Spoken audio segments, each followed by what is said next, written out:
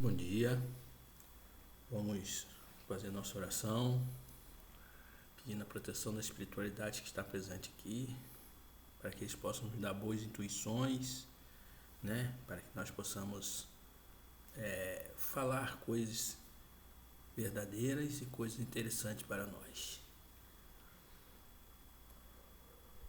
Amado Mestre Jesus, bons espíritos presentes aqui, nos auxiliando, nos ajudando, esses espíritos irmãos que vêm aqui e protegem o nosso estudo, que nos traz esses irmãos desencarnados aqui para nos ouvir, para nos entender, para poder entender um pouco como está a situação deles, para sair de uma frequência que não é boa, para que eles possam ser resgatados, ser levados a um hospital e com isso permanecer numa colônia para futuramente ter a sua oportunidade de evolução no mundo corporal.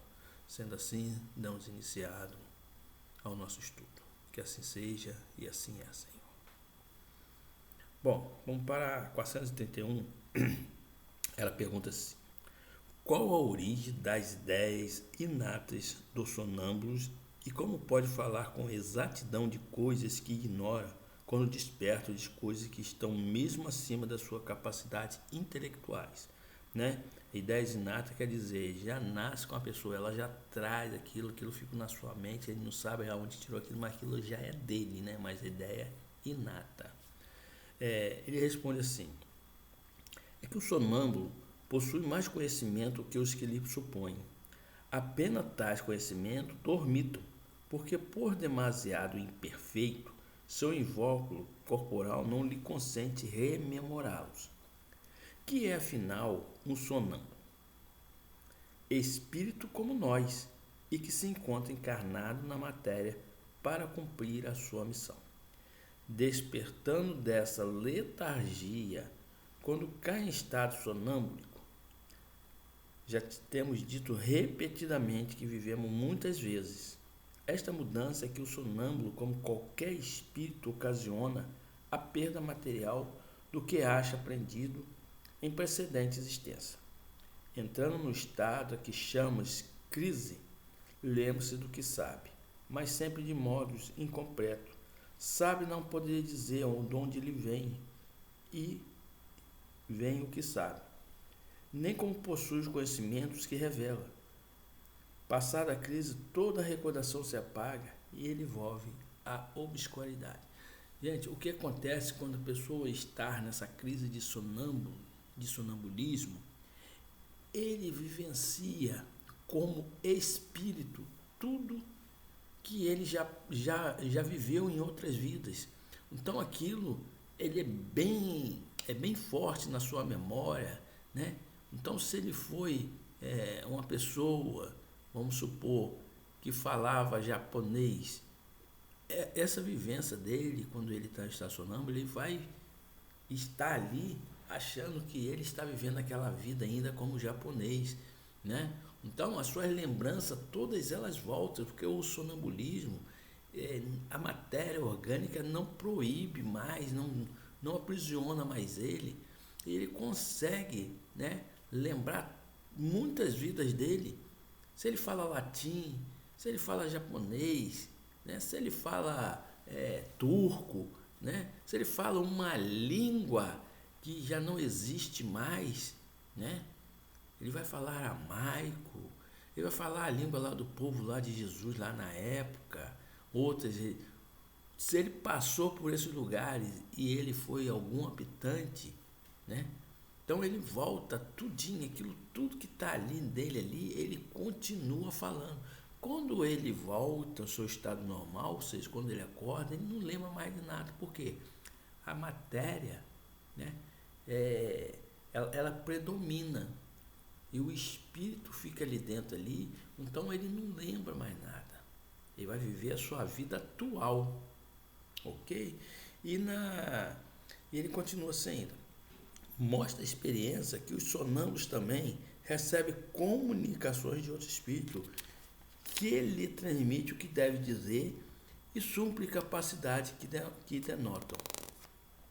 Isso se verifica principalmente nas prescrições médicas, O espírito sonâmbulo vê o mal, o outro lhe indica o remédio. Essa dupla ação é às vezes patente e se revela além disso. Por essas expressões muito frequentes, dizem que diga ou proíba.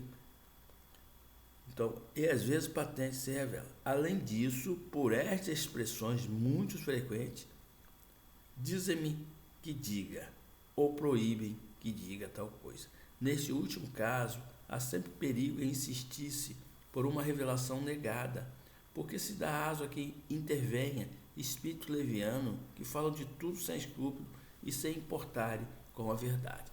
Então, ele além de se lembrar de tudo, além de ele estar vivendo a sua liberdade espiritual do corpo, né, ele vai conseguir estar com outros espíritos. E esses espíritos, né, eles podem mandar mensagem, pode receitar remédio, né, pode fazer o que for. Por exemplo, se ele for um espírito, né, que seja no seu estado sonâmbulo, começa a dar consulta médica. Não é ele que dá, né, a não ser que ele tenha vivido uma vida como médico e tenha esse conhecimento. Mas muitas das vezes os espíritos se encostam nele, né, se apresentam a ele e começa a dizer, fala, ó, esse rapaz está com esse tipo de doença.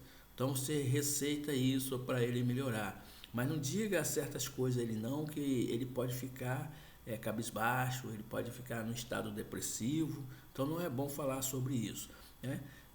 E às vezes as pessoas, né, quando ele insiste em falar, né, ele pode trazer um problema muito sério, que aquela pessoa pode entrar realmente no estado depressivo, pode até tentar um suicídio, né? Então, ele tem que ter um filtro, ele tem que filtrar essa mensagem, porque pode vir espírito, como ele está em conexões, conectado a outros espíritos, como ele está no mundo espiritual, pode vir um espírito lá zombateiro, né, leviano, um espírito que quer realmente prejudicar as pessoas.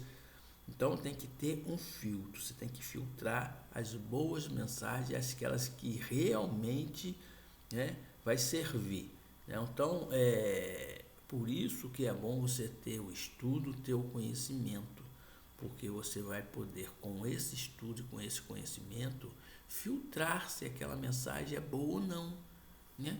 Aí chega uma pessoa para mim no estado depressivo, né? Aí eu chego para ele, o espírito do meu lado chega e fala assim, ó, ele só tem mais 10 dias de vida. Ah, eu vou chegar e eu vou falar para a pessoa que ele tem 10 dias de vida?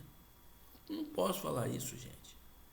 Eu tenho que incentivá-lo, dizer, meu amigo, sai desse estado, melhore, procure fazer as coisas certas, as coisas boas, vai visitar um orfanato, uma creche, né? Você vai visitar aí um asilo, começa a estudar, a ler, porque eu sei que ele tem mais 10 dias de vida, então se ele aproveitar esses 10 dias de vida bem, né, a espiritualidade de luz vai ajudá-lo e ele vai abrir a mente dele.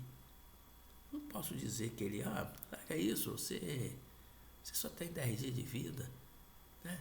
Então você vai lá, faz seu testamento, olha só que coisa ridícula. Então a pessoa precisa ter o crivo e filtrar as coisas, gente, né? Vamos agradecer a espiritualidade por esse estudo, né? Que amanhã a gente continua, ok? Então vamos lá.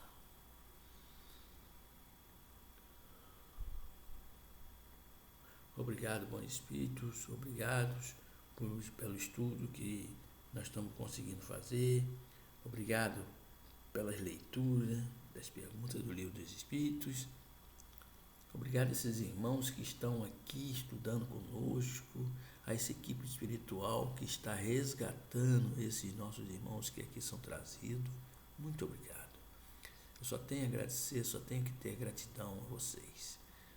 Sendo assim, damos como término o nosso estudo de hoje. Que assim seja e assim é.